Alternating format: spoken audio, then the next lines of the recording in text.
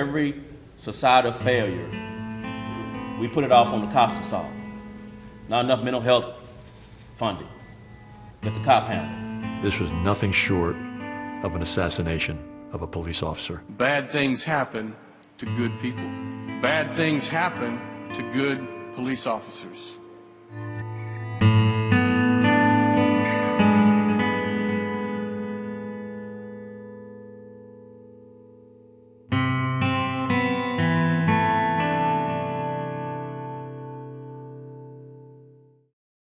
He was the police chief of Little River Academy.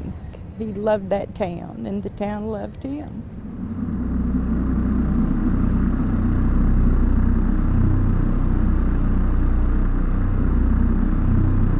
Proceed, do you need another unit? Negative, not at this time. Lee went on a road rage call. Somebody pulled a gun out on somebody. And then a few minutes later, he had gone to that house. And that time, I didn't think he needed any backup, but I decided to go anyway. Hello, Police Chief Dixon, Little River. Can I talk to you outside, please?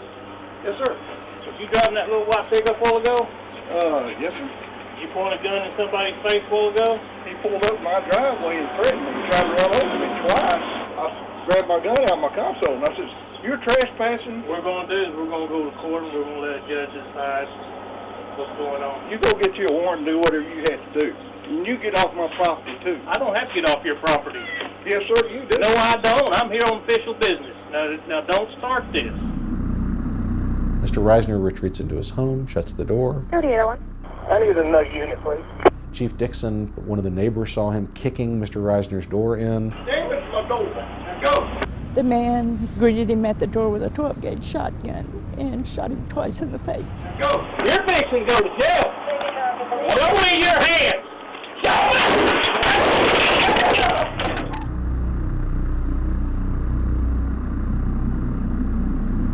He murdered my friend. He murdered a police officer. Cold-blooded, like a dog, murdered him. Shot him in the face with a shotgun. Point-blank range. And he shot him again after he was down. While he was down, yeah. Bell County 911, where is your emergency? Oh, yeah, I'm here at Little River Academy. Officer just tried to assault me and tried to come in my house. Okay, and what's your address, He sir? pointed the gun at me. What's your address, sir? He tried to shoot me, and I shot him back with a shotgun. We were getting a call in that the officer was shot. We do have the EMS started. When I got there, I could see Lee laying on the ground on the porch. I could see his feet, and I could see that man hovering above him. Hey! Put your hands up! Put them up!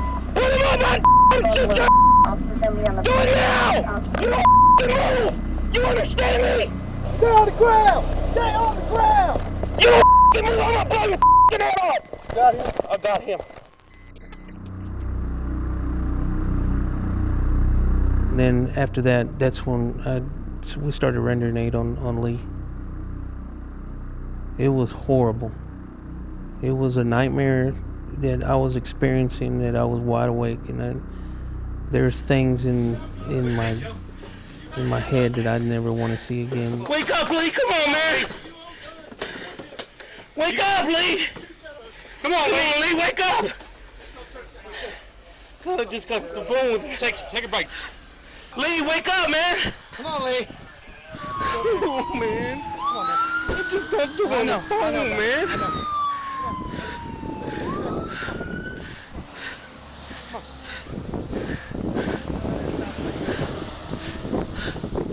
Please hurry, please hurry. What did you shot at? In the face. We were dealing with a devil. That was pure evil, man. That's a pure evil man.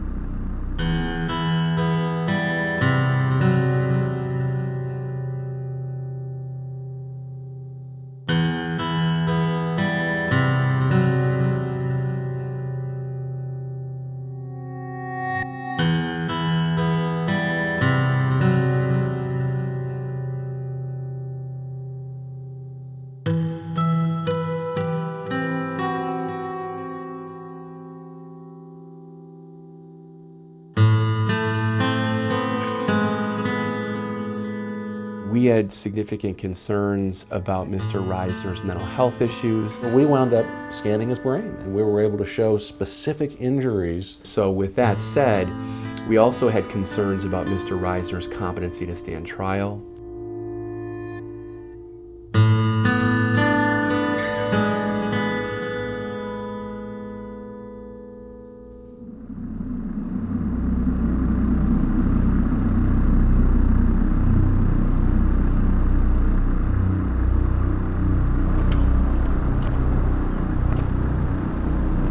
Was the phone on speakerphone the entire time that all this transpired? David said a police officer pulled up the house. David told me not to hang up, and he must have kept the phone near him because of what I could hear.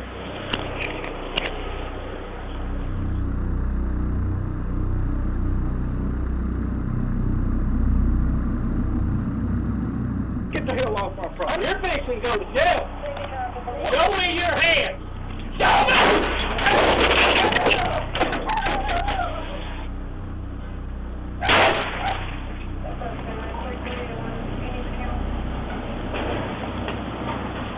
You better come home quick, because I grabbed my shotgun and I shot him back. I said, David, did you hit him? Is he hurt? Yes, I shot him. He's laying here on the porch right now. He's laying on the porch. And I said, oh my God.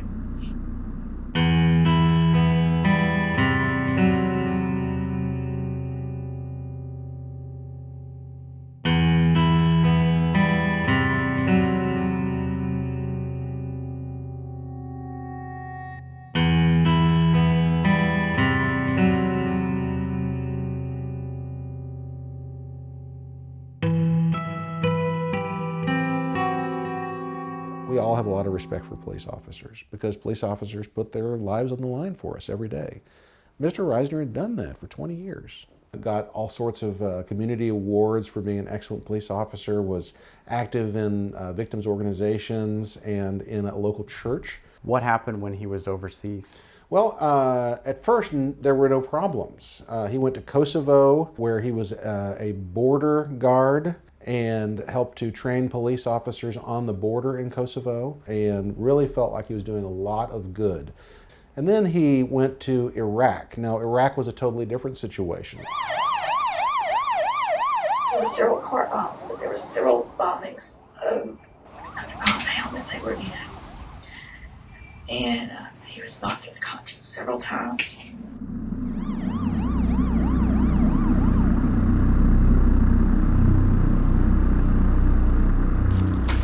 We're looking at his MRI here. There are some areas that are really compromised, especially when it's related to aggression or violence. How do you think his specific mental health issues impacted him right in that moment when he shot the police chief? He was delusional, okay, he was angry, irritable, would be set off immediately by something that would have been just a benign or insignificant trigger. He, I will say, snapped.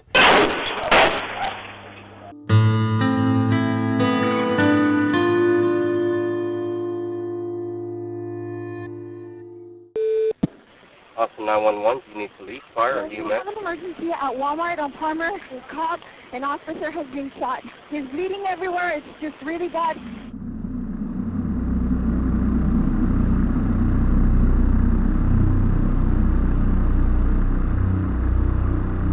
It's with a heavy heart I have to report that we've lost a police officer this morning. The suspect took a semi-automatic pistol out of his pocket, fired at point blank, striking Officer Padron in the chest and on his bulletproof vest, and another round struck Officer Padron in the neck area.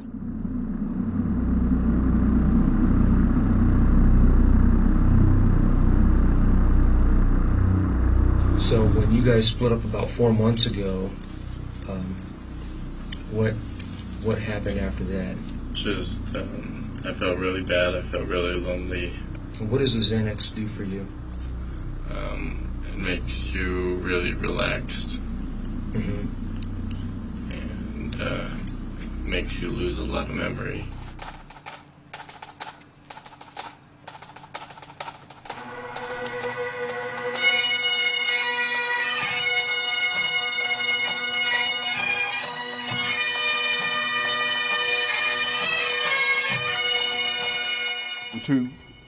beautiful young daughters won't have a father to raise them. And that's a tragedy.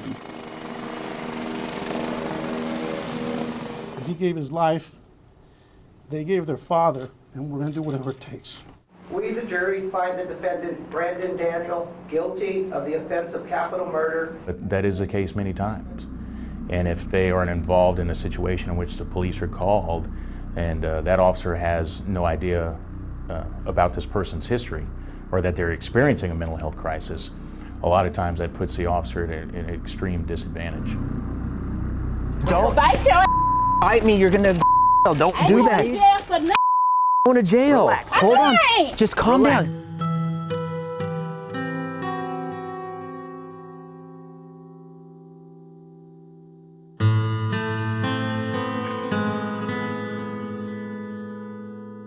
So some community members said that they felt like the lady was a danger to herself or others. We're here to help you because of all the reports we've gotten, okay? I don't give a what kind of reports you got.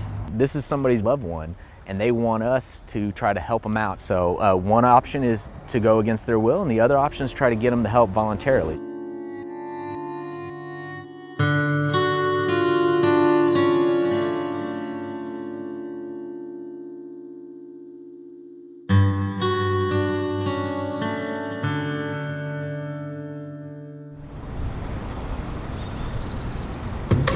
Chair calls a hearing for the Select Committee on Mental Health to order. I'm the Executive Director of the Texas Municipal Police Association.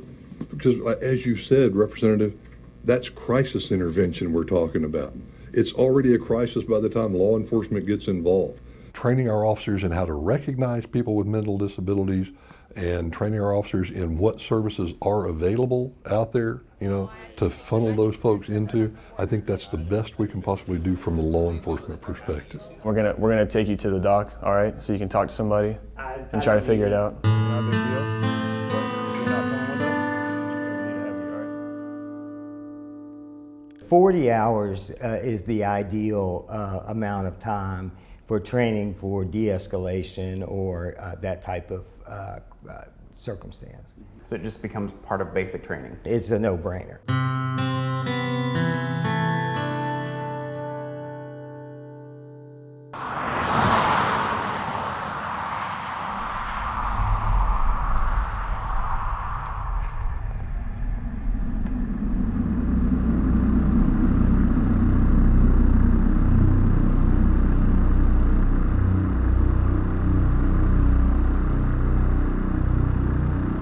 It seemed like maybe he just felt like he could handle the situation, that it wasn't going to escalate. That's just the kind of person that Lee was. He'd take care of it and go about your business. From the officer's perspective, I would like to know what people in my community might potentially be a threat. Once you finally heard who it was, did something click? Yes. Yeah, it all clicked. We were warned about him, about his antics. Sit back in the car. You'll sit in the car, I'm going to take you to jail. You do what you got. Okay, turn around, put your hands behind your back. Other officers they come to search the vehicle. Why did he even have a gun? Much less, why would he have mounted the gun to the inside of his trunk?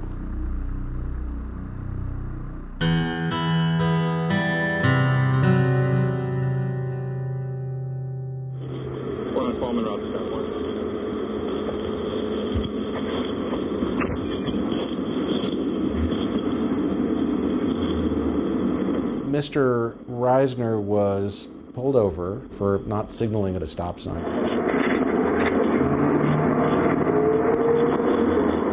Pull to the side of the road. Pull to the side of the road and get back in the car. Definitely got bowed up and got crosswise, and frankly was being unreasonable in the situation. The traffic laws say you will pull to the right side of the road and stop for an emergency vehicle. I pulled over. You are not. You were stopped in the middle of the lane and you said you're arguing with me. What was your problem? You do your job. Okay, I will do my job. I'm putting you in handcuffs. Because you're being irrational. I'm not being irrational. Yes, I got PTSD and a traumatic brain injury. I'm being as rational as I can. Other officers they wind up putting him in the police car. They come to search the vehicle, pop open the trunk. This big, huge assault rifle is mounted on the inside of the trunk. That's ours. What is this? Oh, that's an AK. Knowing now what we do know about what wound up happening to Mr. Reisner, that's in hindsight very frightening to look at and see that, oh my gosh, this guy's running around with a gun. Often past behavior predicts future behavior. With these calls, we were looking a lot at his mental state and how he evolved actually into someone who would kill a police officer in the line of duty.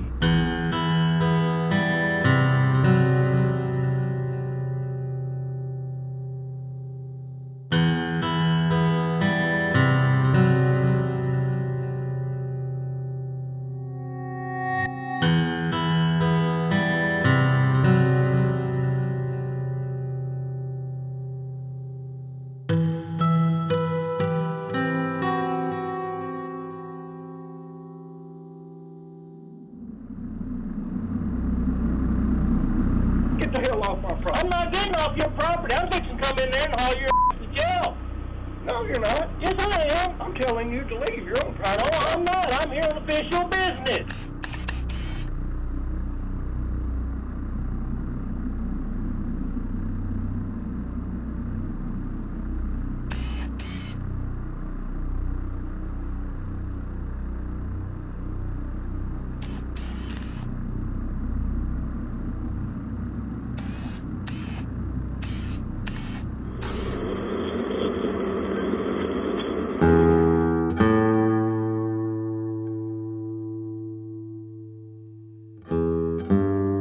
The problem in our situation is we've got an officer from Little River Academy who's a tiny little municipality outside of Temple and probably didn't have access to those records. Show me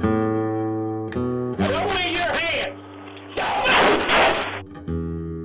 Yes, I shot him. He's laying here on the porch right now. He didn't know who he was going up against.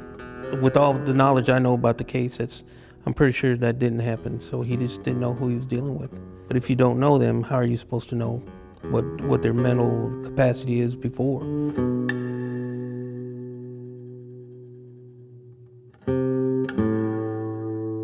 Right now, officers can access criminal backgrounds, but maybe not always the mental health background. There are probably some privacy issues that you have to keep in mind sharing information like that. It's something worth talking about. There is a fine line between that, making sure you have the information you need and not overstepping privacy boundaries. And so you're going to have to find that right balance. I hope we are able to take some major strides on that pretty soon.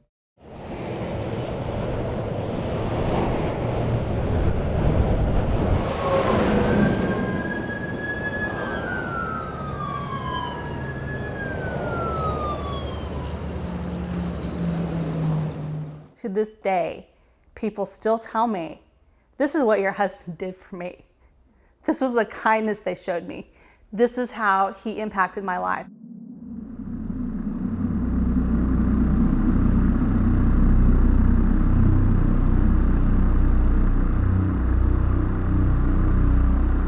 The trooper had stopped this vehicle because the driver was not wearing a safety belt. The trooper was in his car writing the ticket.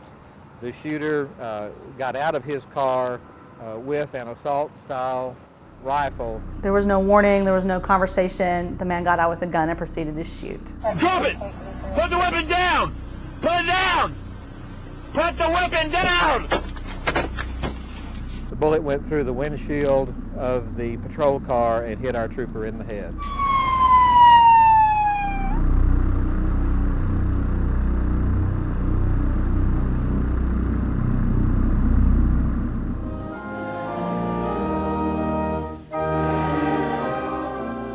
Little Robert William Vetter. He always has a smile on his face and eyes like his father. To all officers, all stations, by my authority, Trooper Randy Vetter is 10-7, out of service, and 10-42. The man that shot Randy was Melvin Hale. How do you feel this morning, Mr. Hale? Oh, feeling all right. Melvin Hale has looked forward to having his day in court, and so do we. Melvin Hale had an interaction with a police officer and told that police officer, the next time I see a police officer, I'm going to kill that police officer. 17 years ago, how was that information disseminated? It was disseminated via fax machine and tacked to a bulletin board. Not information that was readily available in a patrol car.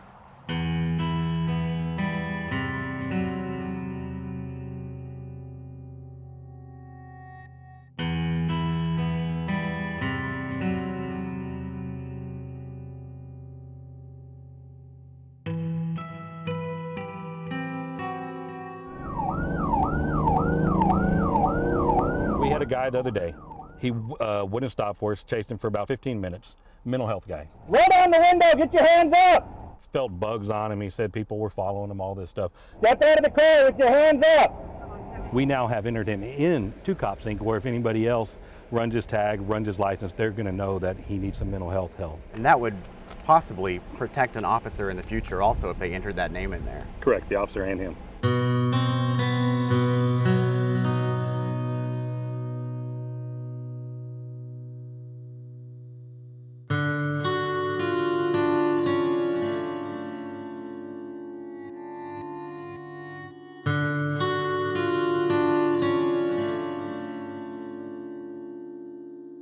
What is the biggest challenge of getting KXAN to more law enforcement agencies in Texas and across the country? One of the biggest challenges is law enforcement set in its ways. You know, if it worked 20 years ago, well, by golly, it works today just fine. Sometimes red tape is a process. We make legislative moves to protect people all the time. The door is open. Now is the time to be making these moves.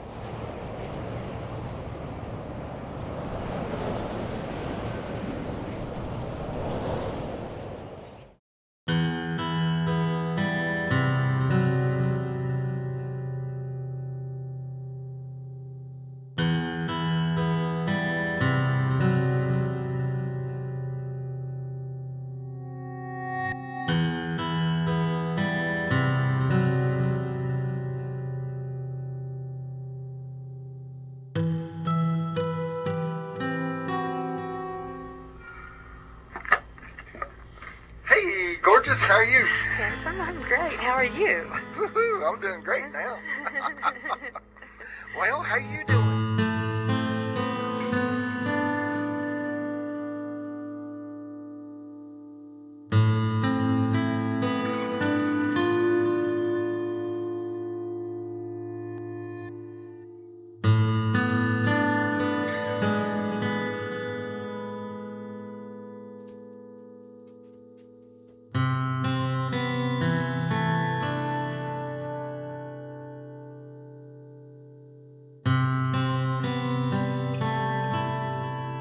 When I met him, he kept saying he always wanted to be one. So the day before we got married, I put him in a police academy. And when he graduated, I was his first supervisor. It's what I've been doing for 25 years. And Lee would be upset if I just quit because of him.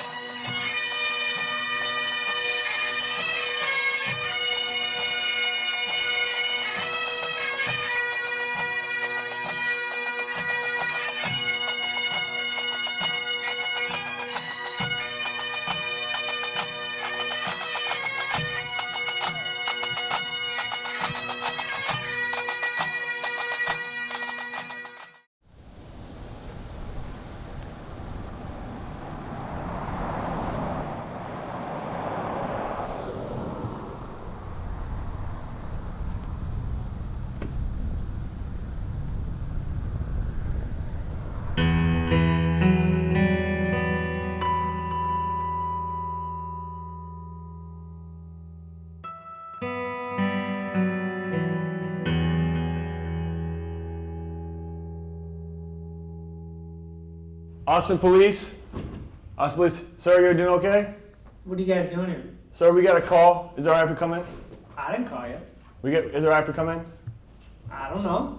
Do I have to let you in? Is this your house? Yeah. Is it all right if we come in, sir? Crisis intervention training is not just to keep the consumer safe in the community, it's also an officer safety course. So having the opportunity to experience it and learn how to deal with it in real time is going to benefit us greatly when we're in the field, I think.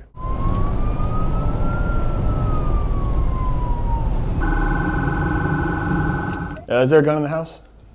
Yeah, I got guns all over, man. Yeah? You got any? Okay, I see you got it right here. Austin Police Department trains for 40 hours, mandates 40 hours. Our cadets are going to be run through a series of role plays where they're put in position where they need to make decisions on what is appropriate for the situation. And we're going to have to take you to the doctor, all right? So we're just going to cuff you real quick.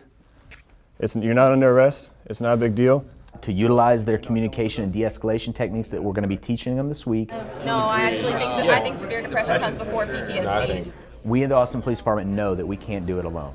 Third from last, you should have severe depression. We've been very proactive in trying to get other outside organizations like Integral Care to show a different side of this job that is handling situations involving the mentally ill. Austin Police Department patrol officers can dispatch the mobile crisis teams through their radios and request that a mobile crisis specialist, a licensed clinician, come out on scene and assess the client or citizen that could be in a crisis. If it's okay, I'm gonna refer you to these individuals. We can't treat these people after the event. That's not our responsibility. Our job is to try to point them in the right direction. Which could involve the person staying in the community and the mobile crisis teams following up for 90 days. Could entail facilitating admission voluntarily to a hospital or working with our law enforcement partners to place an individual under an emergency detention. So it's not just about getting them to jail, but it's about getting them help. And we're going to take you to the doctor, all right? The one thing we preach to our cadets, preach to our officers every day is to show compassion in these moments, because you never know when you're going to be trying to get somebody help who is somebody's brother, somebody's sister. That could be our loved one. Having information in your car at your fingertips is very, very crucial. Instead of calling on the radio, the dispatcher may be on 911. It takes a while to get information. CopSync is instantaneous. I type it in now, 30 seconds later, an officer runs him, he has the information. The decision makers and the money makers all feel like that this already exists, and it just doesn't. There's just a lot of data that does not exist in those other databases. So all I've got to do is run a license plate as an example, and I get all the historical related to that vehicle, and any alerts that are associated to that vehicle pop up to the officer's phone in real time or to his computer in his car. Our system has never been hacked. Nobody can get to it with the exception of a state commissioned law enforcement officer. And every law enforcement agency that has CopSync would have access to all of the information from every agency? Yes. Immediately? Immediately. Wow.